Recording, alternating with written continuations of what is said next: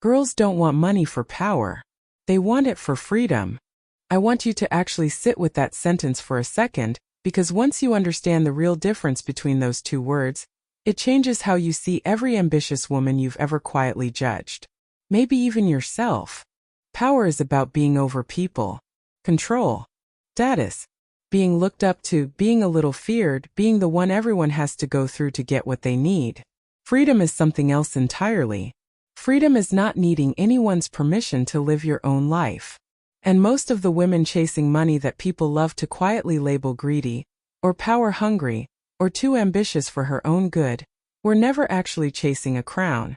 They were collecting keys. Let's talk about what actually happens when a woman starts making her own money, especially in families and communities where that wasn't exactly encouraged. Suddenly she doesn't have to ask permission for a train ticket. She doesn't have to justify a purchase to someone who controls the household budget. She doesn't have to stay in a house, a marriage, a job, a city, a version of her own life, just because leaving would mean having nowhere else to go and nothing else to survive on. That's not power. That's a door that used to be locked, finally opening because she found her own key. But somewhere along the way, wanting that kind of freedom got mislabeled. A woman with ambition gets called cold, called selfish, called someone who's going to forget where she came from, who's going to get too big for this house, who's going to stop being soft once she starts being successful. As if wanting the ability to make your own choices automatically cancels out your capacity to love people. As if the two have ever actually been opposites. Here's what nobody says about that label though. It's usually less about the money itself and more about what the money represents. A woman with her own income is harder to control. She's harder to keep inside a box built for someone else's comfort. And when someone benefits from you staying inside that box, your desire to leave it, even quietly, even just financially, can look a lot like rebellion to them, even when in your own head it was never that dramatic. It was just you wanting the same basic freedom that's been handed to other people your whole life without them ever having to fight for it. There's a specific version of this fear too, one that gets whispered more than it gets said outright. The idea that a woman who's too independent, too capable of taking care of herself, somehow becomes less desirable, harder to marry off, intimidating instead of impressive. As if a future husband is supposed to be her only plan, and building her own security first is somehow jumping the line. But think about what that fear is actually protecting. It's not protecting her. It's protecting a version of a relationship where she needs him more than she gets to choose him. A woman who doesn't need to be rescued isn't harder to love. She's just harder to control, and there's a very big difference between the two, even though they get talked about like they're the same thing. Let's talk about what that freedom actually looks like practically, because it's rarely as dramatic as people imagine.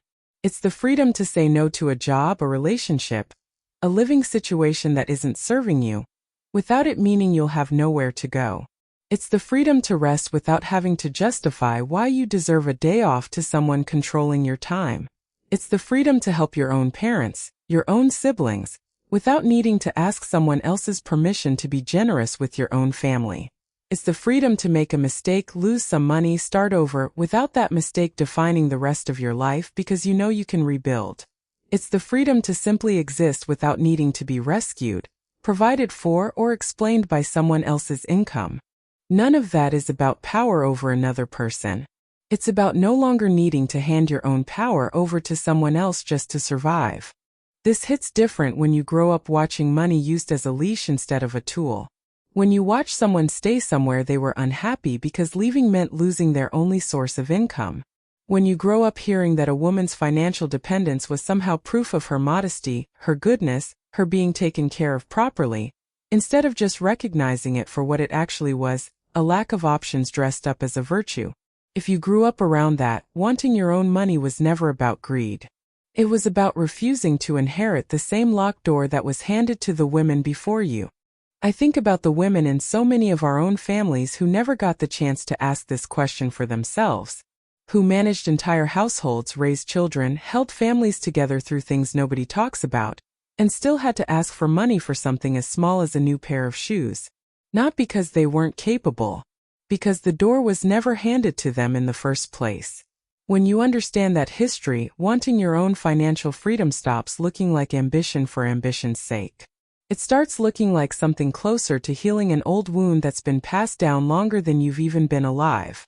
And here's something people miss completely when they call ambitious women selfish. So much of what we actually want that freedom for is to give more, not less. To help a parent without needing to ask anyone first. To surprise a sibling with something they needed and never asked for because before, you simply couldn't spare it. To donate, to be generous, to be the person who shows up with exactly what's needed at exactly the right moment, without a spreadsheet negotiation first. Freedom isn't the opposite of generosity. For a lot of us, it's the actual engine behind it. You cannot pour from a cup you were never allowed to fill in the first place. You don't owe anyone an explanation for wanting more than what you were handed. You don't have to soften your ambition to make it more palatable, more modest, easier for other people to accept. Wanting financial freedom isn't cold, and it isn't masculine, and it isn't a betrayal of anything soft or feminine about you either. It's self-respect.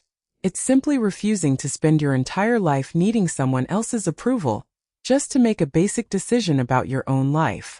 I also want to be clear that this was never about titles or status either, even though those things sometimes come along for the ride. You don't need an impressive job title to be free. You don't need anyone else to be visibly impressed by your bank account for the freedom to be real. Plenty of women with modest, unglamorous jobs have more actual freedom than women with prestigious ones, simply because they built options for themselves quietly, on their own terms, without needing an audience to validate it. This was never a performance for anyone watching. It was always about what you get to do behind closed doors when nobody's applauding, when it's just you and a decision that's finally actually entirely yours to make. I think about this a lot with my own path too, honestly, chasing a master's degree, building this channel, trying to create something of my own with a brain that doesn't move in straight lines. Part of what I want out of any of this isn't status or being seen as impressive. It's flexibility. It's being able to build a life and a schedule that actually works with how my brain functions instead of constantly forcing myself into a mold that was never built for me. Freedom, for me, looks like not needing to explain why I need things to look different. It looks like having enough of my own resources that I get to decide what my own life actually looks like, instead of that decision quietly being made for me by whoever happens to be providing for me at the time. There's also a specific kind of freedom in not needing anyone to fully understand your dream before you're allowed to chase it. When it's your own money funding your own attempt, you don't need a committee's approval first. You just need your own two hands and enough saved up to try. That alone has been worth more to me than almost anything else money could buy. Alhamdulillah, I don't believe wanting this makes me ungrateful or greedy either. I believe provision was never meant to be something we passively wait for with our hands folded. I believe Allah wants ease for us, not unnecessary struggle, and going after your own means, your own risk, your own ability to stand on your own 2 feet, is not the opposite of faith. Some of the most respected, capable women in our own history built businesses, earned their own wealth, traded, negotiated, gave generously from what they earned with their own hands. Wanting that for yourself isn't a departure from anything sacred. It might actually be closer to the example we were always given, if we're honest about the whole story instead of just the parts that ask women to want less. So here's the mindset shift I want to leave you with. The next time you feel a flicker of guilt for wanting to make more money, check where that guilt is actually coming from. Is it really about greed? Or is it about wanting a door you can walk through whenever you need to? Start small if you have to. Save quietly if you have to. Learn a new skill, ask for the raise, start the side project you keep whispering about, even if nobody around you fully understands why it matters this much to you. You're not building a crown. You're not trying to rule over anyone. You're just collecting your own keys one at a time for doors you might not even need to open yet, but will be so glad you have the moment the day comes that you do. Open the account nobody else has access to, even if it starts with almost nothing in it. Track your own money so you actually know what you have instead of guessing.